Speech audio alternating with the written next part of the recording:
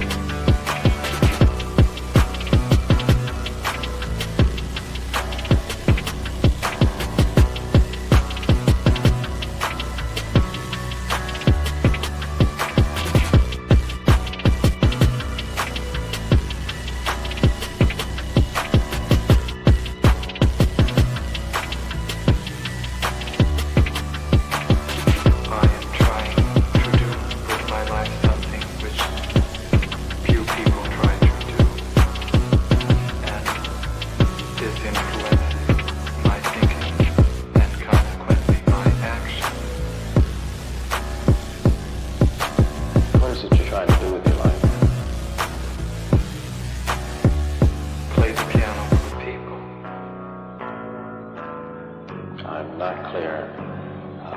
How is it that playing the piano for people has eventually resulted in your being here in the hospital?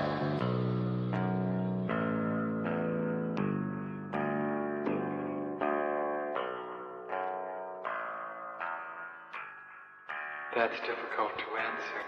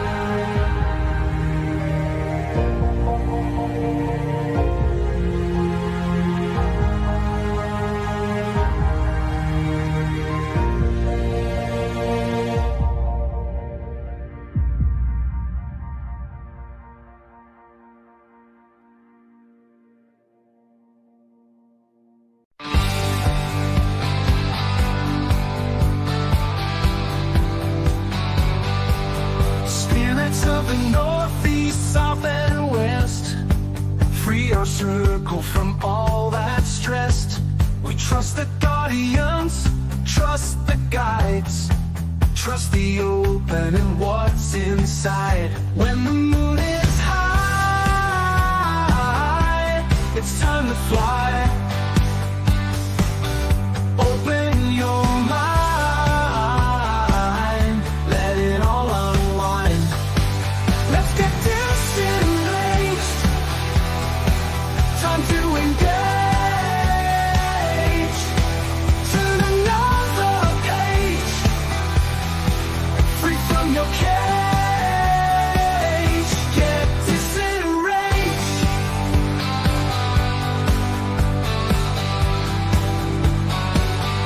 When you feel like you've had enough, and the week was busy and tough, you need a break, you need some fun. You need to take time from the run. We'll blow your mind, we're just in time. Seek and ye shall find. Time to unwind, let's get disenraged. Time to engage.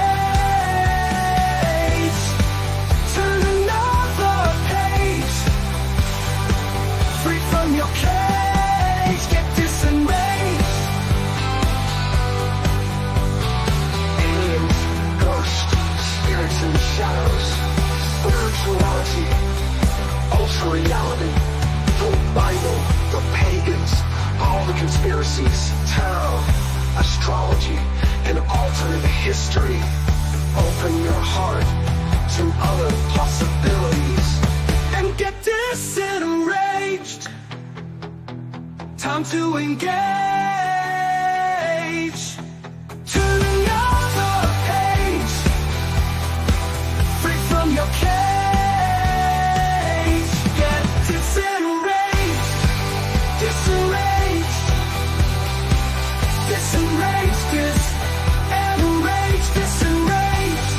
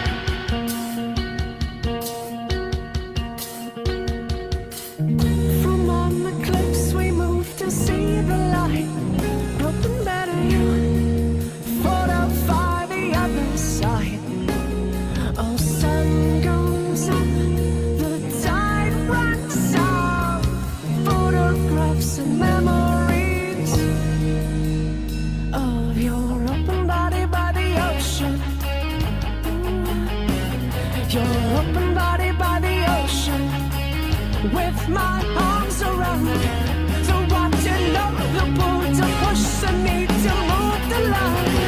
Owns us, owns us, owns us. What sets the sun? What pulls us all to the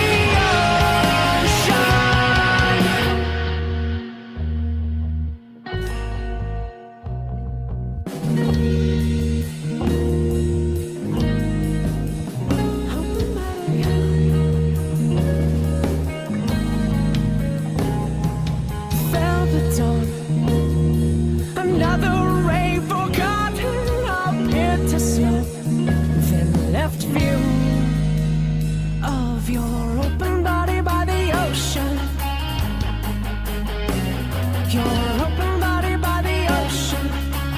I've got my hands inside the water, not the bull to push the need to move the line.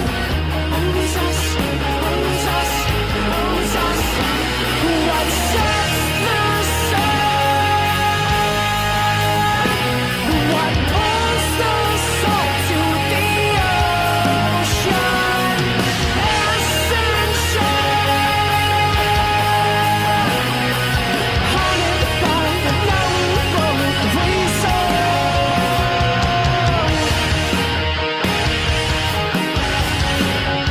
Open body, open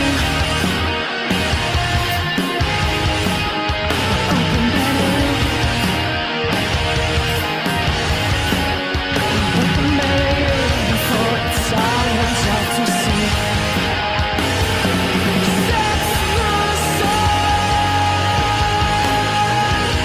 What sets the sun? Sets the sun. As humans draw to the ocean. All right, I can keep playing that album. This is I can't find this album anywhere anymore. This is a band called The Host, obviously from California because they sound like they're from California.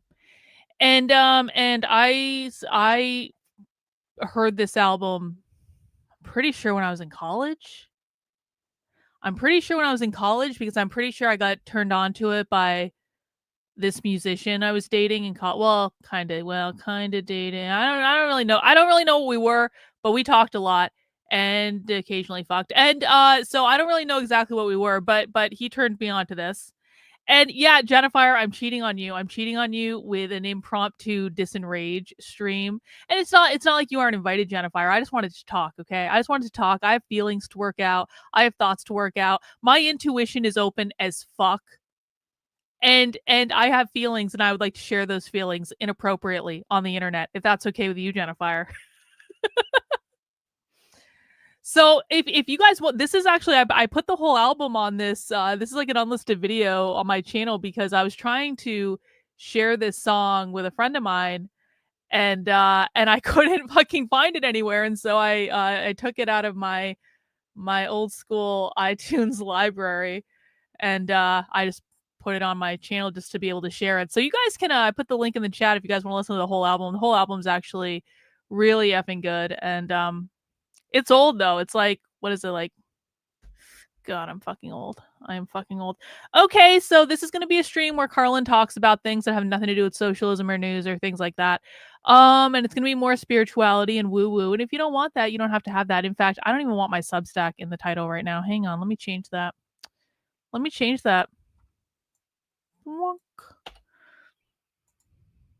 There we go. So I used to meditate every effing day. Every day. Going back to like when I started working for myself. When I started working for myself, I knew it was going to be really important to keep my mindset in the right place. Because, you know, I mean, I think I said this like the day that I left my job to like, I got myself fired from the last job I ever had. And I did purposefully get myself fired. I was like counting down the days. I did a whole kind of like, people don't know the story. I've actually told the story on the channel because I was miserable at that job, but I promised my husband I wouldn't quit. And so I backdoored that shit and got myself fired. And I went out with a bang. I was like, and fuck you, and fuck you. And I made a whole scene, and it was one of the greatest moments of my life, and I don't regret it at all in any way. And it was the best. And people are like, why'd you burn the bridge? I'm like, some bridges are meant to be burned, and that felt really effing good. And anyway, then I came home and I announced to Victor that well, I didn't have a job anymore, and I wasn't going to be going back to work, and I wanted to start my own business, and I wanted to do corporate coaching. So I was like finishing up. I was either finishing up or had finished up my PhD, something like that. So I was like, I'm starting my own business now. And I think when you say that, it is like a scary thing. And what I kept telling myself was that every single person who has ever gone on their own and become a consultant or an independent contractor, started their own business, I told myself over and over again, I was like, everyone has been scared. Everyone has been in this position where they don't know if it's going to work, man, but like they're going to give it a try. And the ones that work are because people have the right mindset. And so from the beginning, I knew that I needed to have, I knew that I wanted to really work on my mindset and make sure I was like, and I, you know, have been spiritual before that. So I believed in manifesting and like all that stuff.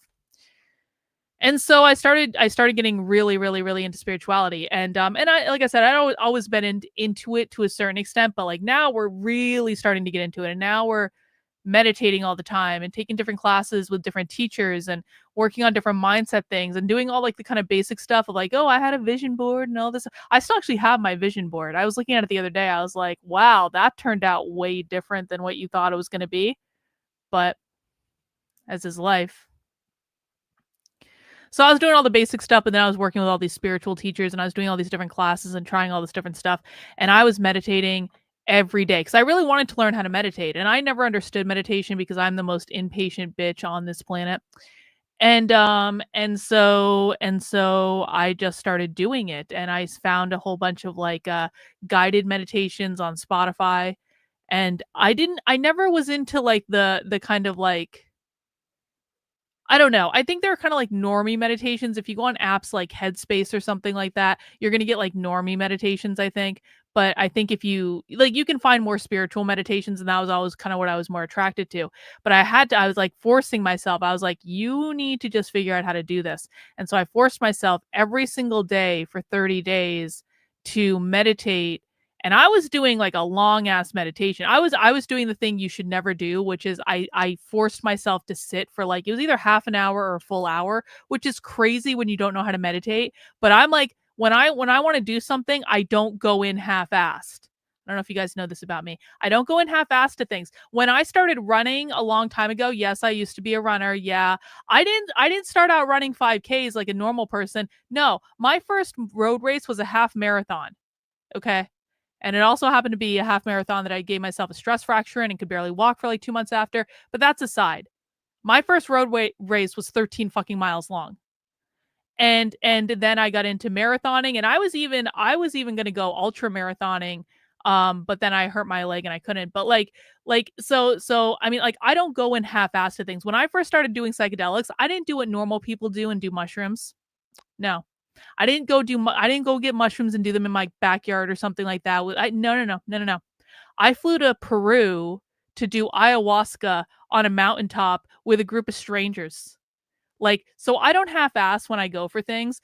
And meditation is one of those things that I definitely didn't half-ass. So I was forcing myself every single day. And I said, you're going to do this for 30 fucking days, and you're just going to do it, and you're going to suck it up, and you're going to do it. So I learned how to meditate. And by the end of the 30 days, and I didn't get it for the first several weeks, but by the end of the 30 days, I started seeing colors on the backs of my eyes, or in my mind's eye, whichever you want to say. I started seeing sacred geometry. I started connecting in a new way. I started to understand what meditation was and why it was powerful. And I started being able to work with it. I started being able to work with different types of energies. I started, opening up, my intuition just a little tiny baby bit, because I was always I was always jealous of people who are kind of like naturally psychic, because I think there are a lot of people who are naturally psychic. I am not naturally psychic. Or I think I have my moments of being, I think I think had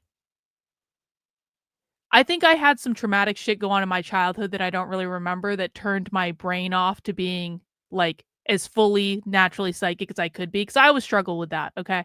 We're not going to go into that. That's a different story for a different night.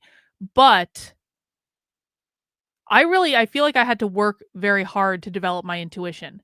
And I felt like that was always a road that I knew I should go down, especially when I was doing psychology professionally and doing corporate training.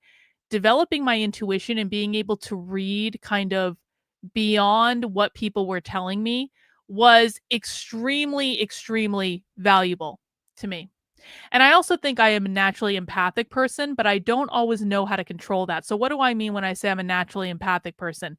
Is that this I actually think is the traumatic thing that like impedes me from developing my intuition to like the fullest extent that I could be. So empaths, how Brooklyn, how do I explain this? Brooklyn is in the chat. I will physically feel the emotional undercurrents of situations. So like say I'm in a fight with someone, and say that person is in like a power position, like if I was like, debating a teacher or something in school, or one of my parents, or like whatever. Like growing up, I would feel their emotions, whether that emotion be frustration or anger or whatever it may be. I would feel that in my body, but I couldn't recognize it because I didn't know what the fuck was going on. I didn't realize that. You don't realize that when you're growing up, and you're an empath growing up. I don't know if anyone else has had this crazy fucking experience. I didn't even realize what was happening until I had to reverse engineer all this shit much later in life. So I start meditating, and my intuition starts even opening up even more than it already was. And then I go to Peru to do ayahuasca. And the big thing that Peru did for me was it blew open my heart chakra. And when I was in kind of like an insulated area in Peru, and what I mean is an insulated area is like I was on a retreat where we were like literally in this beautiful, beautiful like retreat with kind of like, they weren't huts, but they weren't far off. And we had to go shower in these outdoor showers that were awful and had bugs all over them, but you were in the middle of just like this beautiful mountain, and there was a giant ass waterfall behind us, and there were just like there was like this giant yurt that we would do meditations and ceremonies in, and it just like they had these sprawling grounds where there's so many flowers and fountains and crystals. And one of the coolest things about this retreat in Peru, and I've never actually talked about this publicly, one of the coolest fucking things that I did on that retreat in Peru was they had a giant kind of clawfoot bathtub that was outside under the stars. And you could go, and what they would do is they would draw a bath for you that had all these flowers in it and all these oils and all this stuff. And you could go out and take a bath under the stars in this crazy bathtub with all these flowers and all these oils at night. It was just like, that was one of the coolest effing things I got to do. Anyway, so at this so I was in, when I was in Peru, I was in like this kind of like insulated community where I was around kind of the same people. We were in a small town. We did end up going to like Machu Picchu. So I wasn't that I wasn't around crowds, but it really wasn't like that many people overall. I didn't even know how much I was impacted by what happened in Peru until I got to the airport in Atlanta. Because what happened was I was away for 10 days right after Trump got elected president the first time. So it was like a great time to be away. I was away for 10 days, and I get back from the retreat. I get back from Cusco. I fly from Cusco to Peru, to Lima. I get back to the airport in Lima, and it's night, and my flight leaves at like 2 a.m. So basically, I was kind of like in an empty airport, and there weren't that many people on my flight back. And so it was like overnight from Lima to Hartsfield Jackson in Atlanta, which is like the busiest airport in the world. And I get there, I get to Atlanta, and all of a sudden, I get hit in the face with all of this energy of all of the people in this airport. And it's one of those things where, again, if you're not empathic, if you're not intuitive, I don't know that you can understand this, because I sure as shit wouldn't have understood this before it happened to me. People aren't exactly happy when they're traveling, okay?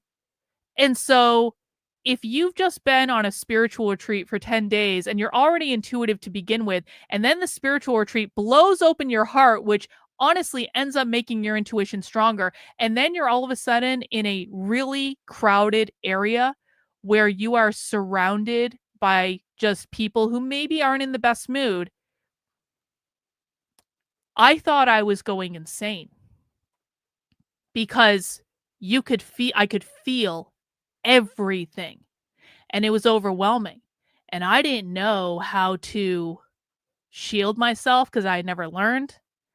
And I ended up basically, and this is like not honestly far off from what happened. I ended up like curled up in a ball in the very back corner in the fetal position of one of the farthest Delta clubs that I could find, because I could get into any of the Delta clubs, because I was like, I flew first class on the way back.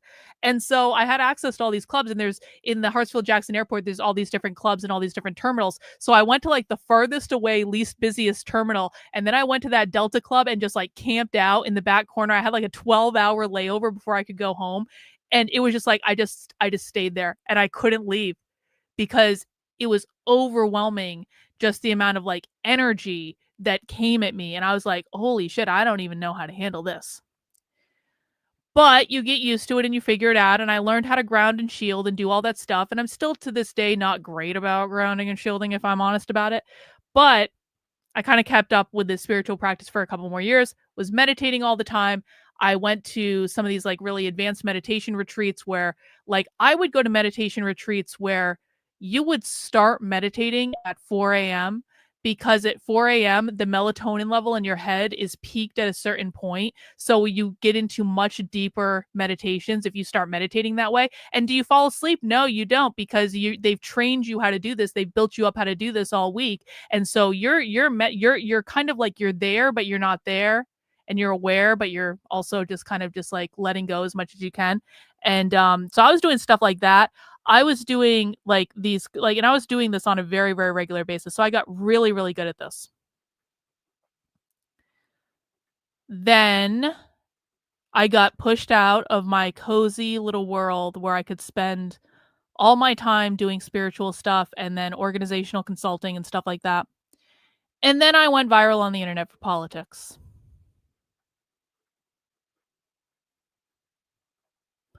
And let me tell you what, you don't know how crazy and ridiculous and toxic most people are until you get pulled out of your beautiful, kind of serene, spiritualist communities and you get thrown into politics on the internet. And I got to admit, there are a lot of years there that I really got out of my spiritual practice because I just couldn't do it. I couldn't do it. Yeah. Yeah. See, it's like.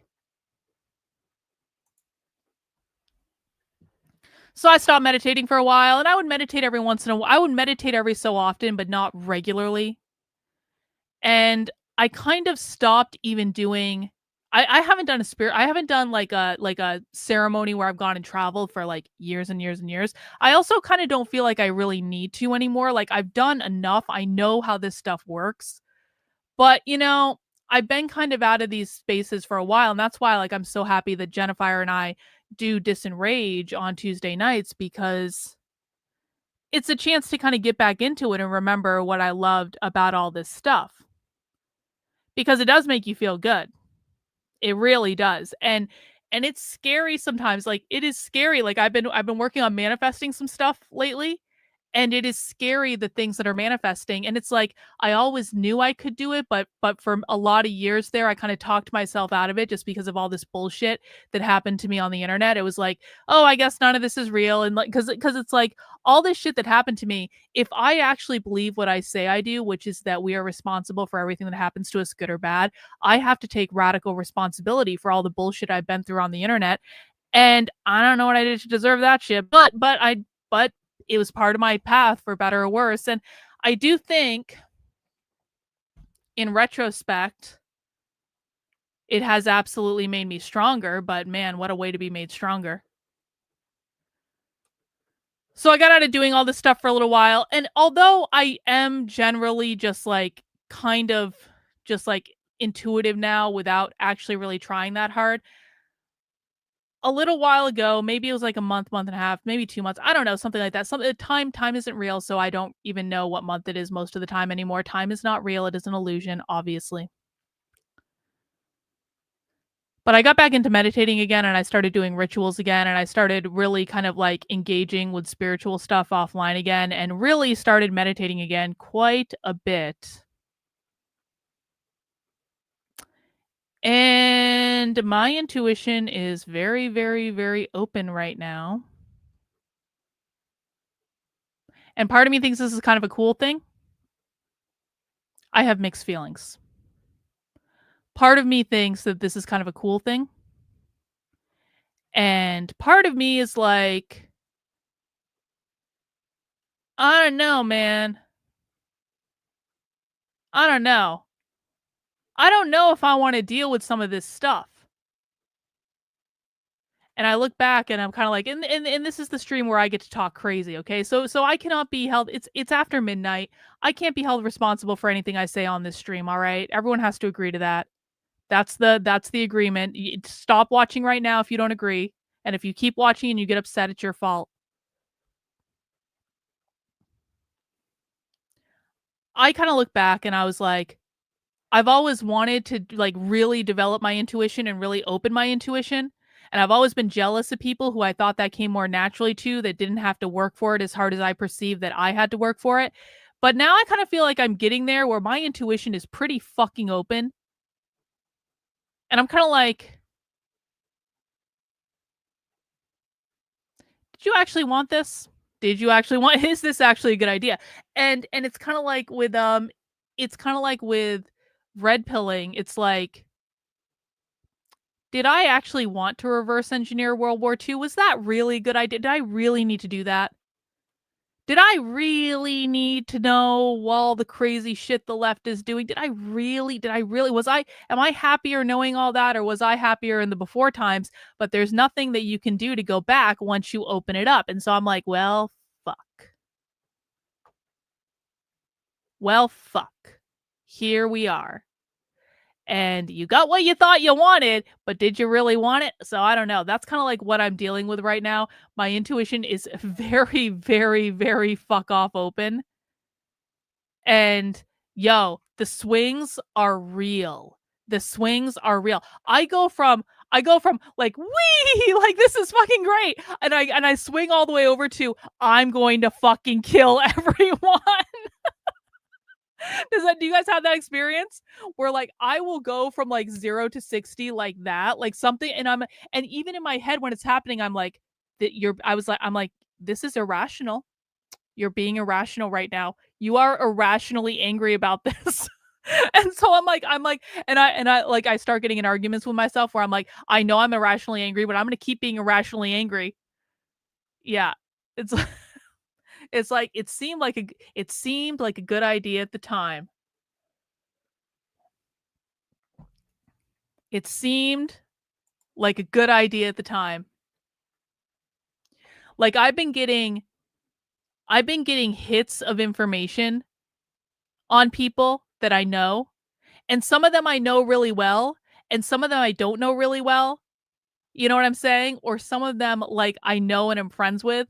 And some of them I'm like, I don't even know if you could even call us friends. Like, I don't even know what the fuck this is. And I've been getting like these random hits of information about people in my life. And I'm kind of like, why do I know these things? Why? Why was I shown that thing in the dream? Why? Why did I get this piece of information? Why? I didn't want to know this. I didn't ask for this. I was not searching out this information. Why is this information finding me? Is this person thinking about me? Like, what's going on? This is like my life now. And I'm like, I don't know. Like, I'm like, how can I, like, I need to obviously shield a little bit better, but, and I just don't even know what to do with this information. I'm kind of like, part of me's like, I mean, there's a very real part of me that's like, "Hey, is this even real or are you making this up?" And then I'm like, "Why would I make this up?" This doesn't make sense to people who this doesn't happen to, I don't think, but I feel like for people this has happened to, they get what I'm talking about.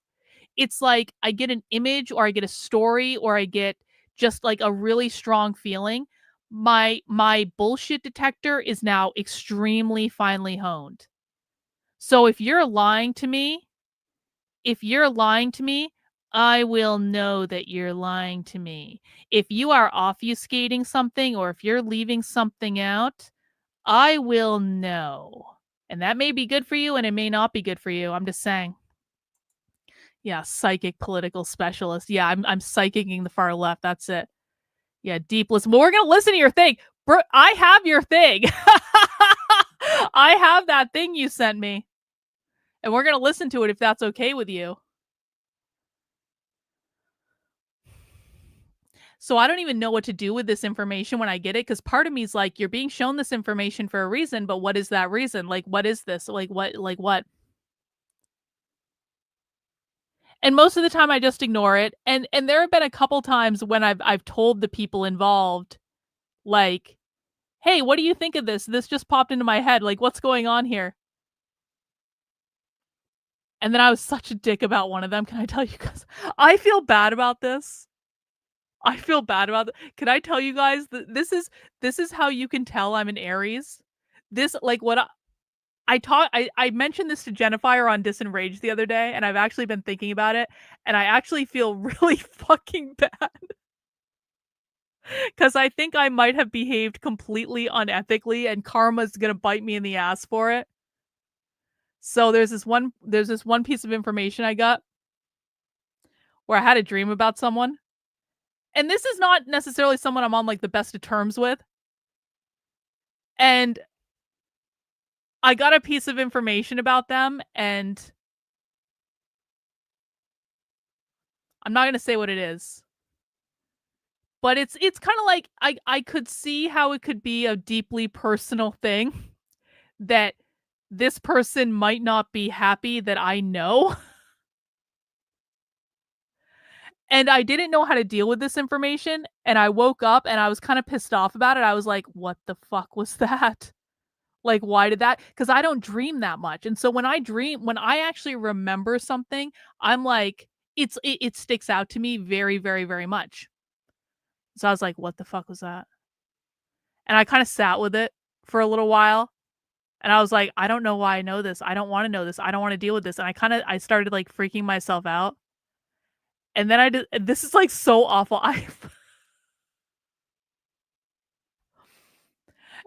And then I was just like, I don't want to deal with this. And I messaged him.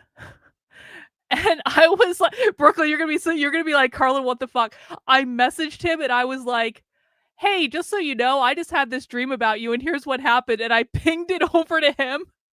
And and like my energy was such as like, I was like, ping, you get to deal with this energy now. I don't want to deal with this. You can deal with this though.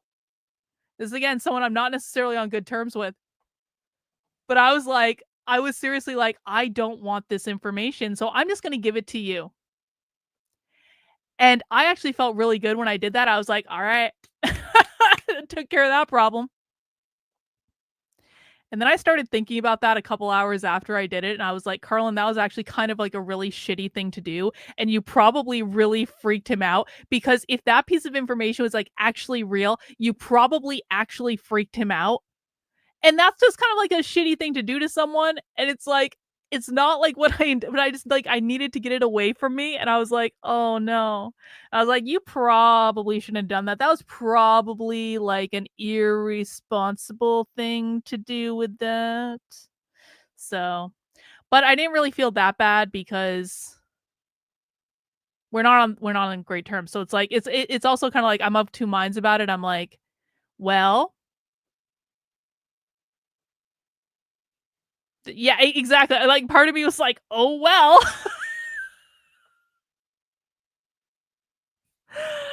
But I did actually feel bad. I was like, "That was irresponsible, and you really shouldn't have done that, and next time something like that happens, don't do that shit again." So, at least I learned from it, I guess. I don't feel, like, that bad about it. I'm not really torn up about it, but I was like, "That's a" because, I mean, like, normie people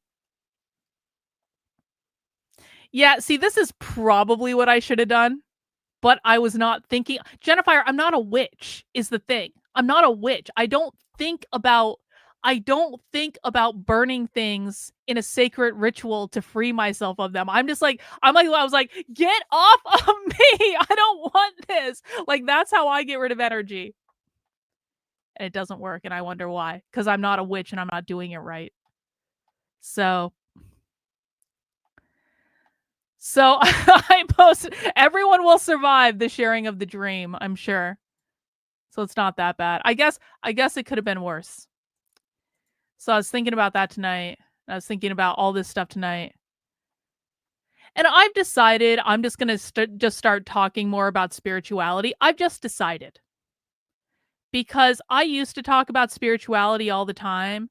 And then I got resoundingly attacked all over the internet for saying Hitler went to heaven when I do believe Hitler went to heaven because I don't think hell is real. I don't think hell is a place we can go to. And so I got resoundingly attacked all over the internet and it sucked. And it was really stupid and really dumb. And I kinda doubled down on spirituality for a little while after that, but then I kinda stopped talking about it because that was actually, like, a painful thing. That was, like, a traumatic thing, okay? And but I've just kinda decided, like, I just as crazy as some of these experiences are, and as much as I'm kind of struggling with how psychic I am right now, I've also just kinda decided that I do actually think that I'm significantly happier. I am significantly happier than I was prior to re-engaging with meditation and spirituality, like, on a whole new level. And so if I have to choose, I guess, between talking about spirituality and maybe taking shit for it online, but also just generally being significantly happier and knowing that most of the people online are just unhinged retards that are lesser evolved beings. And I say that with love, of course, with love, everything with love. They are simpler people. They have simpler perceptions of the world. They will not understand with love. Some people need to go through the phase of being Christians. It's okay. You can go be a Christian, but just know that it is a lesser evolved form of spirituality, and religion is only meant to control you. And you're doing it because you haven't yet discovered that there is a whole world out there that is much bigger. But it's okay because everyone's on their own path and they can be retards on the internet if they want, and they can hate on this if they want. But I'm significantly happier. And I also feel like my work is just a ton better. My work is a ton better. And I feel like it's more nuanced. I feel like I'm getting more insight about the left. And I think part of this too is just also the function of me getting really good at this just over years and years and years of practice, right? But I think that my analysis is better than it's ever been, and I think part of the reason my analysis is better than it's ever been is I'm using my intuition more in the analysis, and I do think it's making a difference, and I think we're able to see connections now that maybe we wouldn't have discovered before. We're able to find things a little bit easier, and all that is because you're more aligned and you're more attuned and all that stuff. So, more or less, I've kind of decided that I'm just gonna roll with it, even though it's really weird, and even though it makes me uncomfortable sometimes, the things that I know, and even though sometimes I might be an Aries about it and use the information not for evil. I won't say I used it for evil, but maybe for a bit of mischief. I think it's okay to engage in mischief every once in a while, especially with people who have been less than generous. We don't mind engaging in mischief with the people who are not generous with us. So I've just decided I'm rolling with it. And I wrote this thing today on Twitter, and it was just like, yeah, exactly. Mischief managed. Exactly. Exactly. And so I wrote this thing on Twitter basically saying kind of like a high level of what I just kind of walked through. But the thing that was really fucking crazy, and the reason I decided to go live on the internet to talk about this, was that, I kid you not, within like 1 minute, it was almost immediately after I posted this on Twitter, Brooklyn in the chat messages me something out of nowhere and for no reason. And I've asked her if I can share this, and she has agreed. And at first I was like, it's like a really long like voice message. And at first I was like, Brooklyn, that's a really long voice message, and I just don't know if I have the patience for this. It's almost midnight, okay? And I was like looking at it, I was like, maybe I'll listen to that later. That was my first reaction, honestly. I was like, you're texting me a 12-minute voice message at midnight? Like, what the fuck? But then I was like, Karlyn, just listen to the fucking message. And I started listening to the message, and I was like, no way. No. This is way too. Yes, you did say this. This is probably what got my attention. Because you said you thought Jennifer would like it too. So Jennifer's here, so this is great. And so I started listening to it, and I'm gonna play it for you guys. And I was like, no fucking way. Because the message that Brooklyn sent me was so dead on with all of this stuff. I really thought that she had seen this post on Twitter and that she messaged me because she saw this post on Twitter. But then I asked her about it. I was like, did you see that thing I posted on Twitter? And she was like, no. And I was like, you just messaged that to me for no reason, out of nowhere, less than a minute after I posted this on Twitter talking about how my intuition is fuck off open and I'm really psychic and I know all this shit that I shouldn't know. And you literally just messaged me like, and you guys are going to understand when you hear this, right after that, out of nowhere, for no reason, something that she wrote years ago that is directly related to like all of this. And it was exactly the most perfect thing at exactly the time I posted this on the internet. And I'm like, man, that is a synchronicity if I have ever experienced a synchronicity. And I like to think that I've experienced a synchronicity a time or two. So do you guys want to hear what Brooklyn sent me? Because I have it here. And I did make the edit that you asked me to make. Just so you know. Just so you know, I did.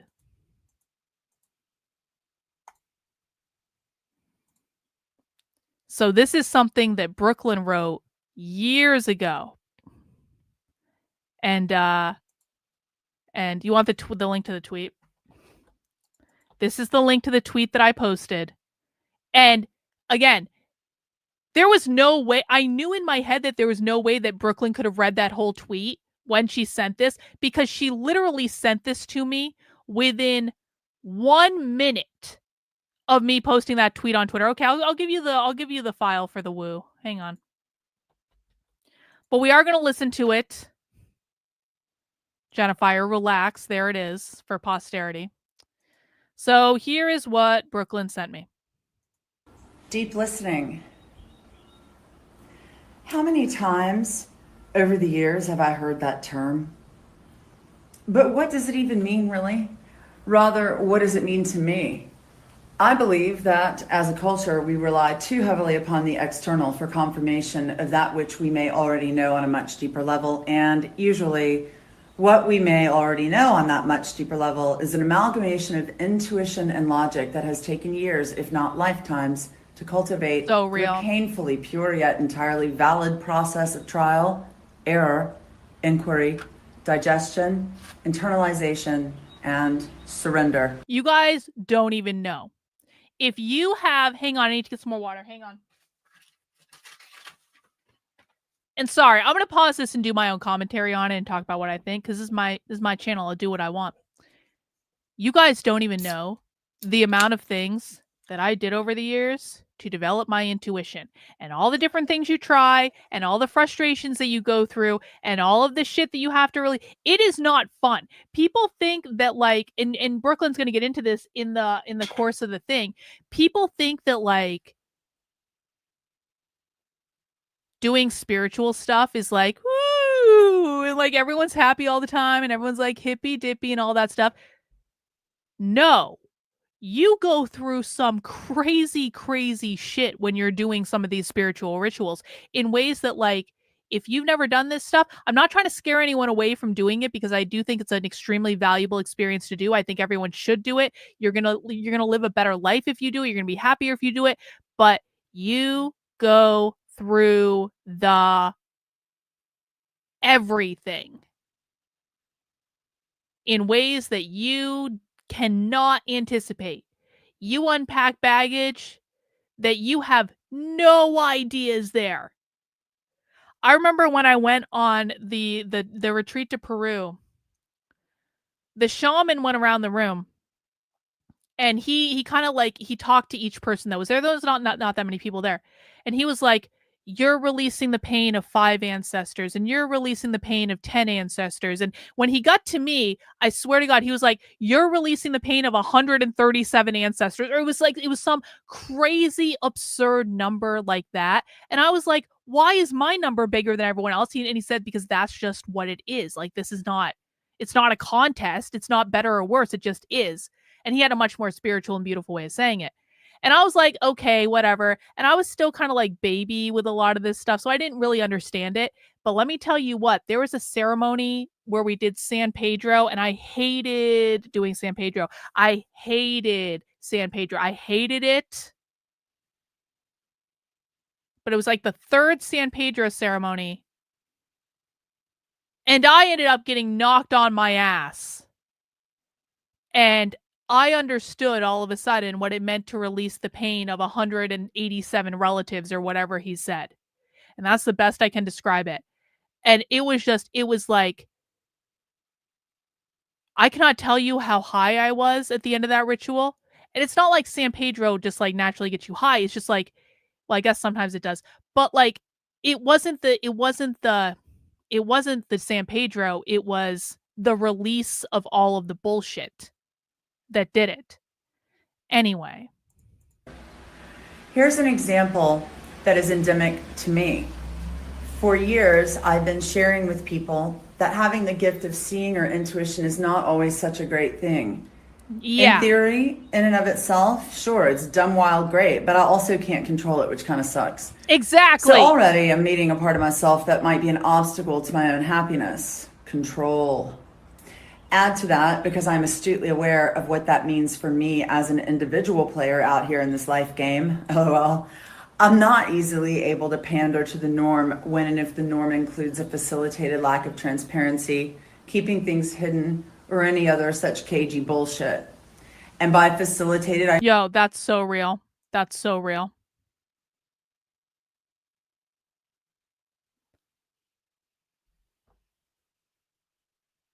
Some people might think that it's a good thing to be able to know when people are lying to you.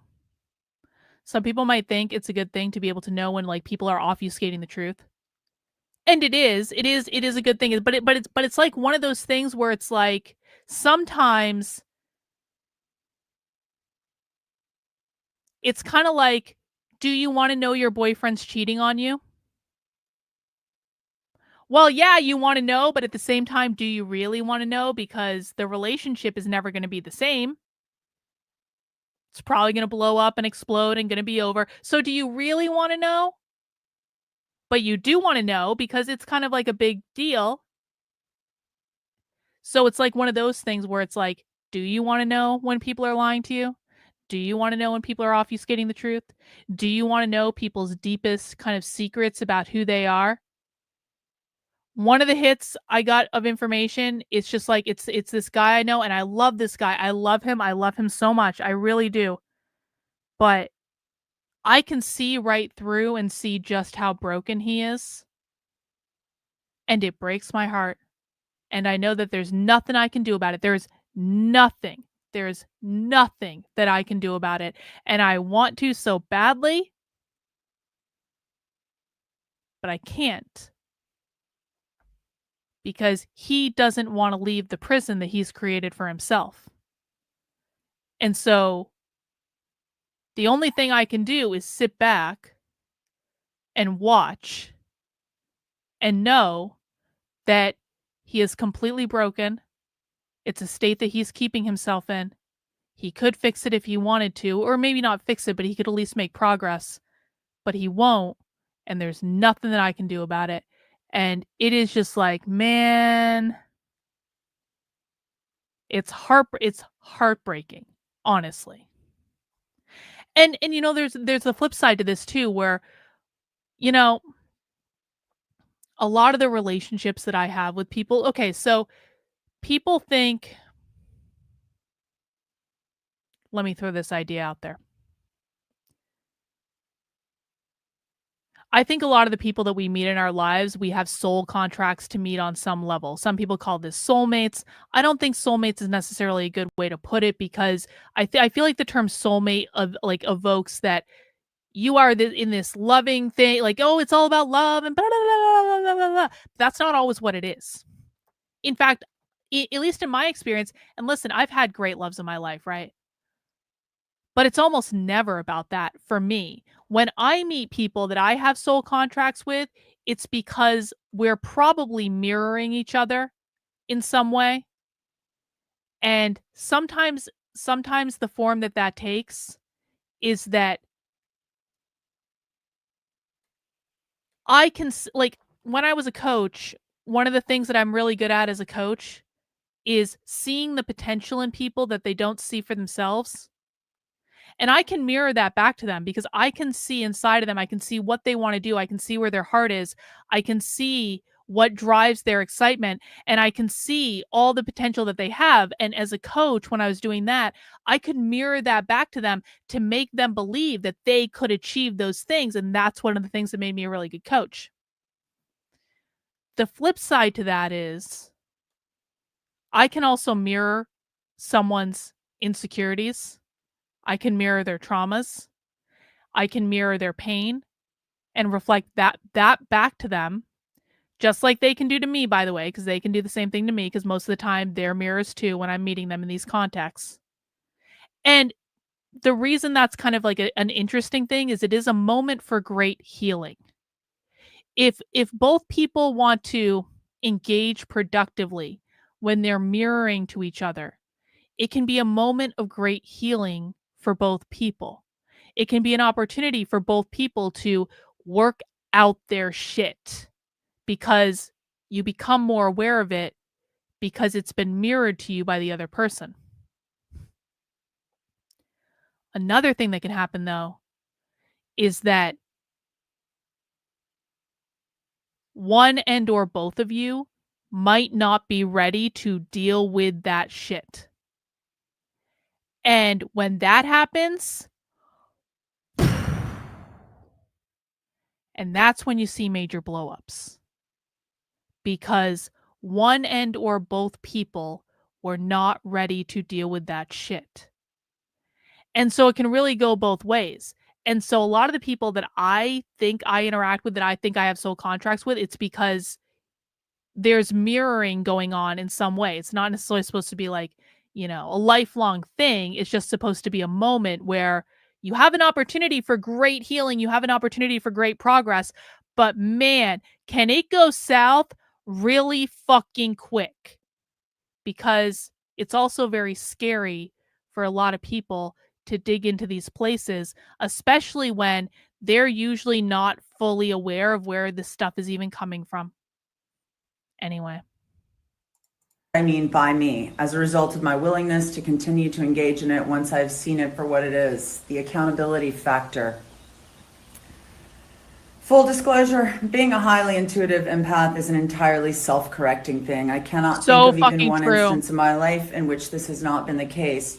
And because of the raw authenticity of that fact, I do myself, everyone with whom I interact, and every teaching I've ever been fortunate enough to receive, a great disservice when I, quote, choose, end quote, to ignore that which my highest self has acknowledged. If it's causing me pain, I'm of less value to others. And if I'm of less value to others, it, whatever it may be, probably has to go. And let's be honest, that's not always an easy thing to do. And in fact, it sucks. Again, accountability. The great Sufi poet Hafiz wrote, "Show me the way to the spring." I've often said that the spiritual path is one of the filthiest terrains one could ever attempt to navigate, because you cannot set foot, eye, nor heart upon it without getting dirty to the point of total annihilation. It is an entirely destructive process. But here's the caveat. One's willingness to get dirty is how one arrives to the spring, and the spring is nothing more than the crystalline waters of truth born of wisdom, self-knowledge, and love, all dirt-gone levels. So while it may seem convenient, easy, or logical to engage in behaviors tethered to deception, omission, or any other such type of avoidance, the reality is those behaviors are dangerous, damaging, and entirely low vibration for anyone engaging in them, be they an intuitive empath or a smack-talking construction worker who hasn't set foot in a church since before the Reagan era. It makes no difference. The result of doing so leads to nothing but confusion, doubt, brain fog, and pain. Why even go there? Loaded question. For me, a person with a highly intuitive sense of awareness that has taken decades to cultivate, and a plethora of filthy, dirty hard work and mindfulness training, ignoring what comes screaming across the ethers not only disrupts the flow in general, it also weakens the samaya, the sacred connection I have with those close to me. See, and that's the bitch, isn't it? That's the bitch of all of this. Is like, you can shut your intuition down. You can shut it down at any time. But you, like, if you shut it down, though, you shut it down. And then you end up losing the aspects that are of service to other people. And because it disrupts the flow. It's like, you can't, I mean, I don't know if this is even possible. Can you say, I want to be intuitive about some things, but I don't want to be intuitive about other things? I don't know. I've never actually tried that. I've always just kind of assumed that it's like a spigot, and it's like, you have two switches. You have on or off. Or maybe this is just because I'm an Aries with Pluto in the first house and I'm more severe and I have to have that black and white perspective because I have trouble envisioning in a world that's not black and white a lot of the times. So it's like, you either take all of it and you take the lumps, or you just shut it off and then you don't get the good stuff. So which do you pick? My spirit guides, my teachers, and everyone else. In short, I betray the most precious parts of me when and if I succumb to the confusion created by my habituated refusal to listen to my highest self. Not everything being communicated to us is done so with words. Energy is real, and when we cultivate within the ability to deeply listen, we learn to somehow quiet the mind down, and in doing so, we start to hear everything. Viveka, Sanskrit for discernment, is what we must then use to sit with that so that we can learn and grow from what is being said. But what if we as humans with flaws who seek love and want to be better and are really making efforts in the appropriate places, right ways, and with pure intention, what if we feel we are getting knocked off course? That's normal. It's the byproduct of realizing that we must let go of old habits, ideas, and ways of being that no longer serve where we are going. Because of the destructive nature of this process, we may try to ignore and stifle the message or wish that we had never even started. I cannot tell y'all how many times I wished that I was still living in my little ignorance is bliss 3D bubble when I first started. Exactly. Fortunately, my life was not entirely easy to begin with, which was a powerful catalyst to keep pushing. So perhaps it was less difficult for me to stay the course. But even now, after all this time doing the work, I still get sidetracked and I still get it twisted. That said, see, this is the other thing. This is the other thing that they don't tell you when you get into spirituality is like you go to, at least this is my experience, is you go to all these like retreats and things and you're around all these spiritual people and you think all these spiritual people have all their shit together. But mostly the spiritual people at these retreats are just putting on an act too. It's not that they don't have their shit together. A lot of them have it better together than most. And if you're teaching something, naturally, you're going to learn more about that thing and probably being applying it to yourself and stuff like that. But it's kind of like when a kid looks at an adult and the kid, like when they're like 10 years old and they're looking up at mom and dad and they're like, wow, mom and dad know everything and they've got it all together.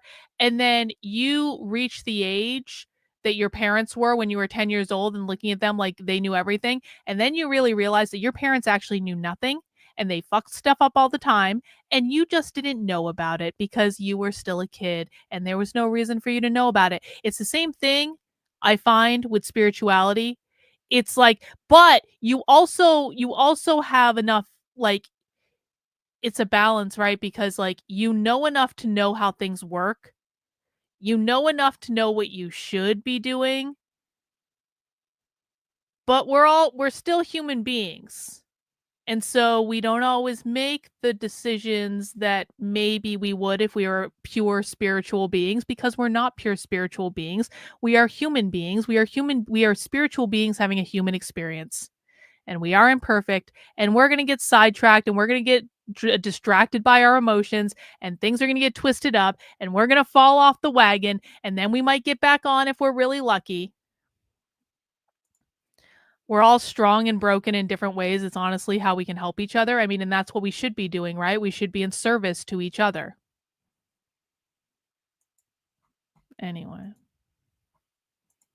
I somehow managed to reach a level of maturation as related within myself that does not allow me to stay stuck for too long. So what is deep listening? I guess I would sum it up as follows. It is the process, practice, and path of vowing by not allowing hope, expectation, and fantasy to block wisdom, truth, and love. There's no such thing as what I want. There is only what I think I want. And if what I think I want does not have at least one other person's best interest at heart, or not getting it might cause me to feel some type of way, then I'm nothing more than a highly refined dilettante operating on Narnia time.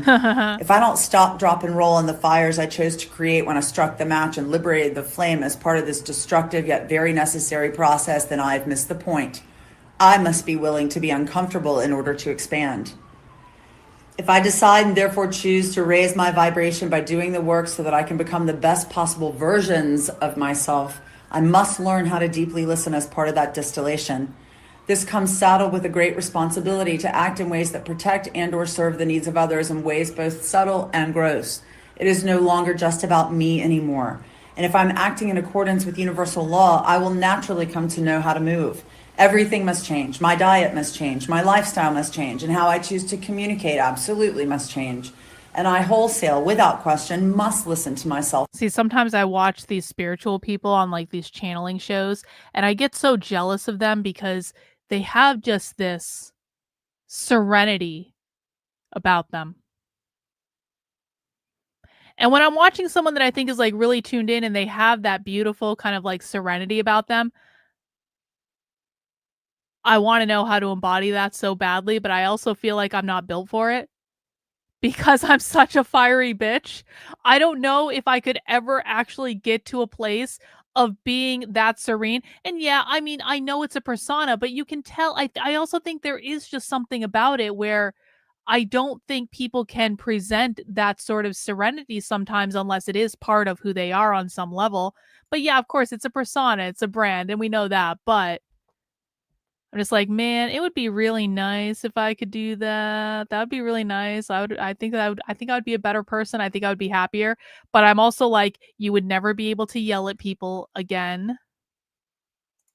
And my intuition, because it will deepen, and the higher I go, the stronger this will be. Ignoring it is a zero-sum game. From deep shit to deep shift and back again. Setbacks are an inevitable part of all of this, but without them, I'd have no benchmark. So they are entirely necessary, irrespective of qualitative analysis.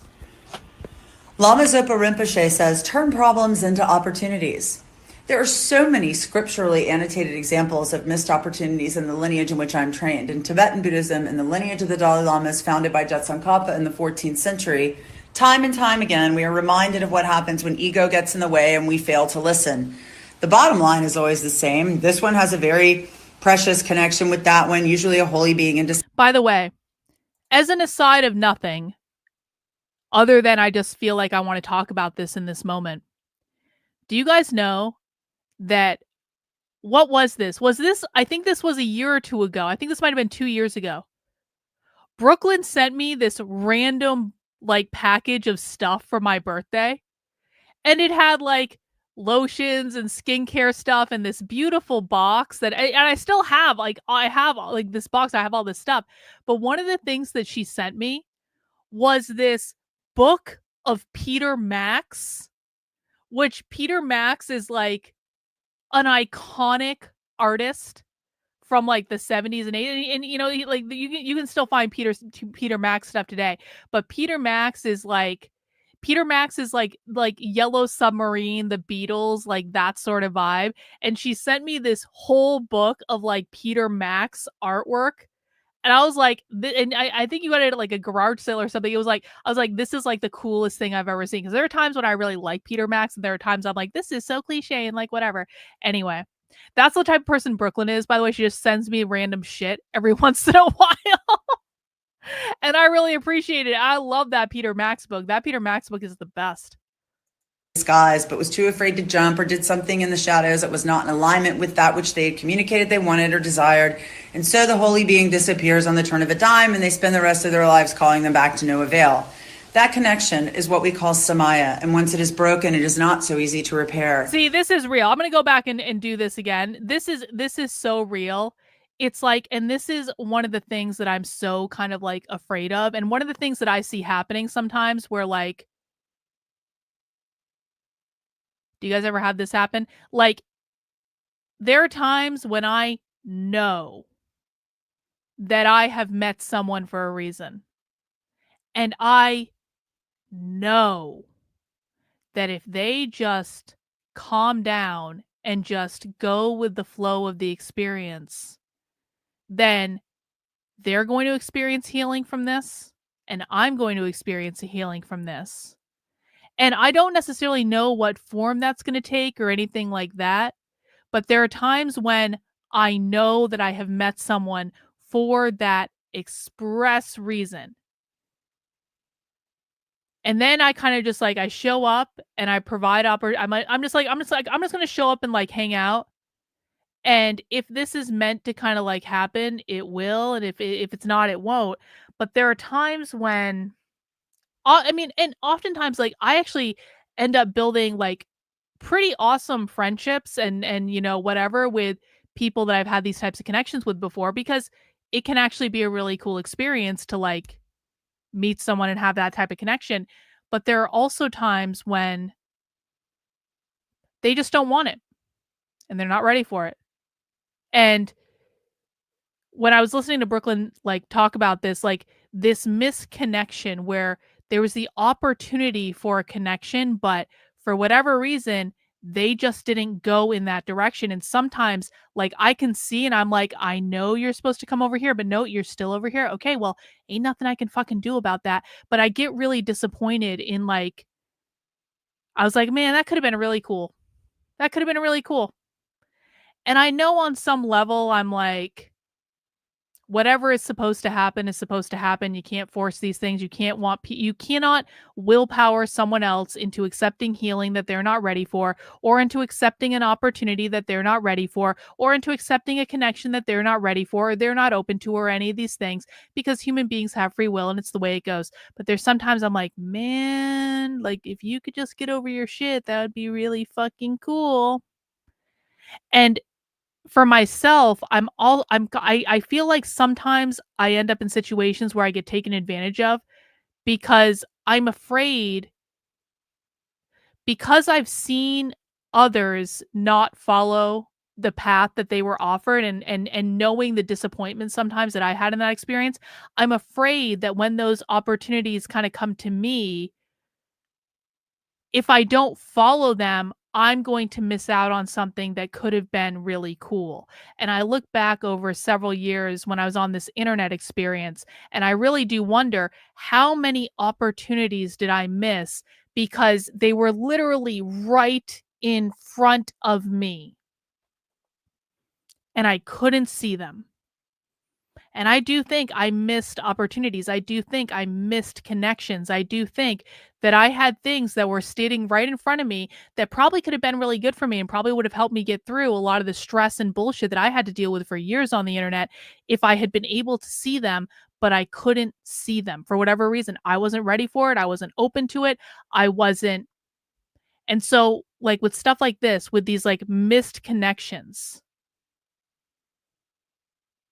there's a certain amount of regret that I have, and not I I mean, maybe we're not supposed to like hit every connection. Maybe that's why, I mean, we get many chances. I think we get many, many chances. If something's actually supposed to happen, it's going to come back to us, hopefully when we're ready for it. But it's also like, man, that would have been really cool. Or I'm afraid of missing out on opportunities like that. Very precious connection with that one, usually a holy being in disguise, but was too afraid to jump or did something in the shadows that was not in alignment with that which they had communicated they wanted or desired. And so the holy being disappears on the turn of a dime, and they spend the rest of their lives calling them back to no avail. That connection is what we call samaya, and once it is broken, it is not so easy to repair.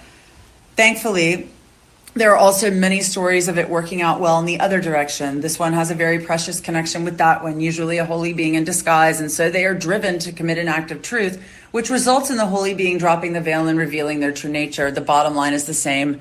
Communicate clearly if you wish to learn how to listen deeply, and vice versa, and get as far out of your own way as possible if you can. The ability to listen deeply. I think one of the things you realize when you go down these paths is you realize how afraid most people are, even if they present a strong front, even if they look like they have it all together. You realize that so many people are holding themselves back from what they really want. And then when you can identify that in other people, it becomes so easy to identify it in yourself too, to say, oh, guess what, bitch? The reason that you can see all the ways that all these other people are holding themselves back out of fear, you're doing the same effing thing, aren't you? Because that's the reason you can see it in other people. Here's like a pro tip. If you can see a flaw in another person, chances are you can see it in them because you know you have something like that in yourself. But it's much easier to acknowledge a flaw in another person than it is to look yourself in the mirror and say, yep, that's me too, isn't it? Yeah, that is. Yep, I'm projecting that. And maybe that other person really does have that flaw, but it's being able to see it. You know? If you can't see, like, every human being has flaws. But it's not like everything about every human being that is flawed annoys us. Right? Because that would really be insane. Can you imagine if every single flaw about every single human being in the world was just like resoundingly annoying to us? That would be my very definition of a nightmare, I think. Yeah, the thing that annoys us about someone else is usually a mirror back to you to say, you need to look at that thing. Is a deeply cultivated thing. It is also a beautiful thing as well, at times an uncomfortable thing. We don't always hear what we want, but But if we are deeply listening, we will hear what is and have the viveka to separate the wheat from the chaff. Or maybe you might hear what someone is saying despite them never having uttered so much as a single word. That's a useful skill, the ability to listen in the absence of blah blah. If words are the ultimate litmus test for you, I mean, I'm just saying, words are not the end-all be-all of clear communication, to be fair. Just wait until you can understand what someone's feeling with that without them having to mention a single word. Or here's where it gets even better. When you understand what someone's feeling, even when it's in direct contradiction to what they're saying, because what they're saying, the image that they're putting forward, is just a mask, and you can physically feel what's actually going on underneath things. That's the real mind fuck. Force that paradigm upon those who don't employ it as their primary MO is selfish, short-sighted, and totally unfair. Don't send your holy being packing, you know what I mean? There's so much spaciousness and unadulterated beauty available to us in any given moment. We are vast collections of seeds ripening in real time. If we understand that and can embrace and ultimately surrender to the reality of our own potential, we set ourselves up not to fail, but to take flight in the most expansive way possible. For me personally, if deep listening is going to serve as the material cause which feasibly allows me to do that, I'm all in. Yeah, okay, there may be other mitigating factors. I get it, and that's fine, no problem. I'm going all in regardless. Oh, but there's a catch. It won't work, at least not well, properly, or for any length of time, and it certainly won't be sustainable if the heart's not open, which requires vulnerability. But because vulnerability... Bro, opening my heart chakra was like a traumatic experience in ways that you guys don't even know, because I didn't realize how much I wasn't feeling until I thought, again, I'm an empath. I've always been an empath. I can feel, okay? But like when my heart chakra got blown open in Peru, it was a whole next level that I had buried so much shit because of all this trauma and bullshit that happened to me when I was younger. I had buried so much shit that I didn't realize how closed off I was until it wasn't closed off anymore. And it was kind of just like a scary thing, I guess. Ability can be uncomfortable, and avoiding pain is something we are conditioned to do. We may find ourselves Tokyo drifting back towards the external, which rarely works very well in a broader spectrum sense, for the real work is done within. Nobody is going to own my shit but me. So if I'm in the business of buying my own bullshit by looking anywhere else... Yeah, this is exactly right. It's so hard to receive love. It's crazy because it's what we crave the most. This is one of like the contradictions of being a human being, right? Is we all crave love. We all crave human connection on a very deep level, but receiving that love and having someone really see us, see past all the pretense, see past all the bullshit, that is fucking terrifying. The two side channels wrap around the heart chakra 3 times, very difficult to blow it open. So when it does open, even if it's just a little... No, mine blew open in Peru. Because and the reason I say this is there was a woman shaman in Peru that took kind of like a special interest in me, and she was one of those women that lived in the jungle, and she would just go out. This is in the Amazon, right? She would just go out into the jungle for days at a time with nothing. No food, no tent, no shelter, no nothing. And she would just go out into the jungle for days at a time and trust that everything was going to be provided for her. And she would do this as like a spiritual exercise. And so she was fuck off open.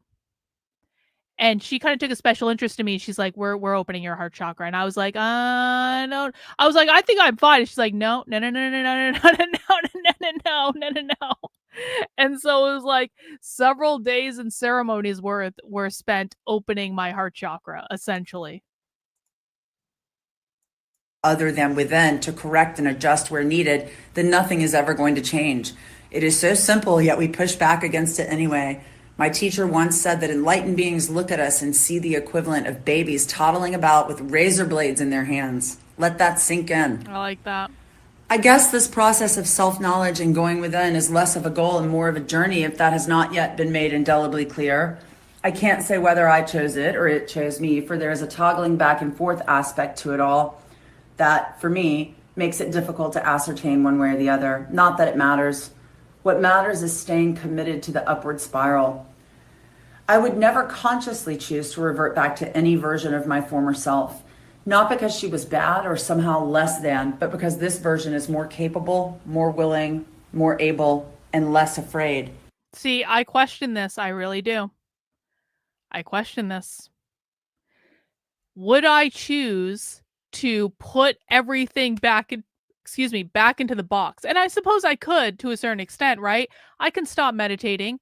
I can choose to shut down my intuition, but it's like, having experienced it now, I would know what I was missing, whereas before, I didn't know what I was missing. I was just like, "Oh, this would be cool if I could do this." And so, this is like the very definition of like, do you take the blue pill? Do you get inserted back into the matrix? Can you even get inserted back into the matrix? How does that all work? My husband called falling in love the walls coming down, like his defenses were lowered. It's true, we defend against love. It's nuts. Yeah, because we're afraid of all the things that can happen to us when we fall in love, right? But there are days I'm really like, would I go back? Would I go back to just being a normal person? But then I remember like how miserable I was literally for years after I got pushed into politics. Like I was fucking miserable. People who've been around for a while know I was miserable. And I'm like, do I really want to go back to that? No. No, I don't. Nope. No, I don't. Not in any way. No, it's too easy to get pulled into bullshit. It's too easy to get pulled into problems. Listen, I still fight with people on the internet when those people on the internet deserve it, but it's like I'm able to detach from it in a way that I wouldn't be able to had I just shut all this stuff off. Dude, you aren't meant to be normal. You'll keep getting thrown right back to this lesson.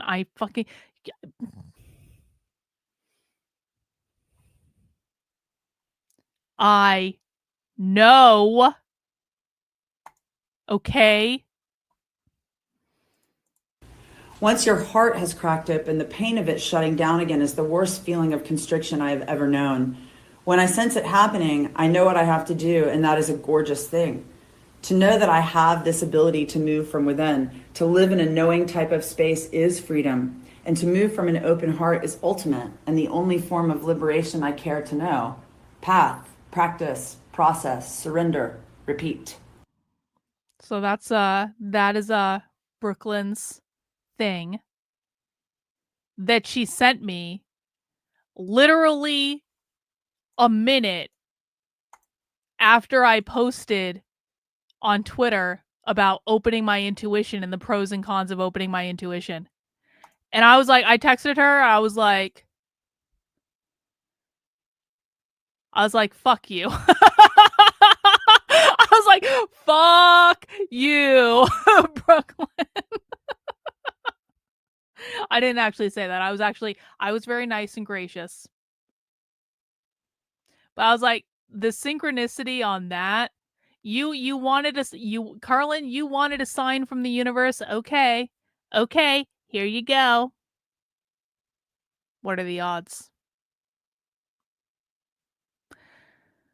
So anyway, I just decided to share that with all of you because it was a pretty big synchronicity, and I don't know what that all means, except it probably means that I'm doing the right thing by doing these meditations and these rituals and, just trusting that going down this path is the right thing, even if I get all sorts of weird information, and even if I maybe sometimes make childishly bad decisions about what to do with that information, which I'm really going to try not to do. But sometimes it's just like, to a certain extent, I feel like I'm a little kid that has a new toy and I'm like playing with it to a certain extent. I'm like, what can I do? What can I do? What can I manifest? What can I intuit? What can I psychic out of this? So anyway. So that's what's going on. And that was all I really wanted to talk about, and that's all I really have to say, and I don't have to say anything else. Well, I mean, I'm allowed to play, I guess, but there is also I am hyper aware. Well, maybe not hyper aware. I am aware that with great power comes great responsibility, and the thing of it is if karma's a real thing, okay? Karma is a real thing. And I don't want anything that I do to come back and bite me in the ass is all I'm saying.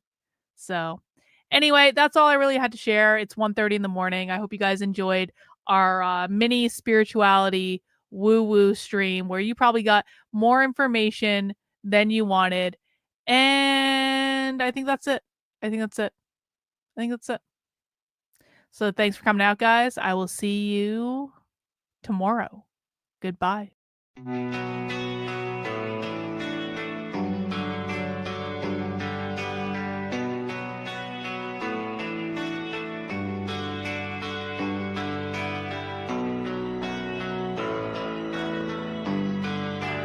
How are you feeling? How long have you been here? 3 months, May 17th. And what brought you? That's difficult to answer.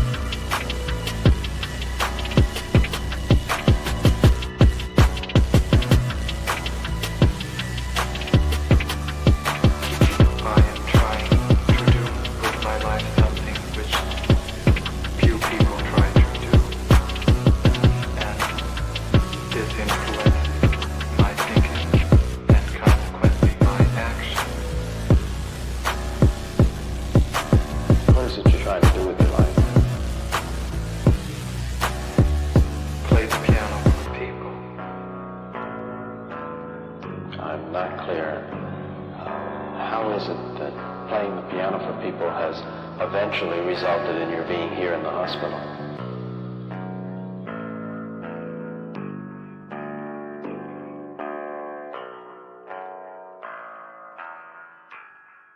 That's difficult to answer.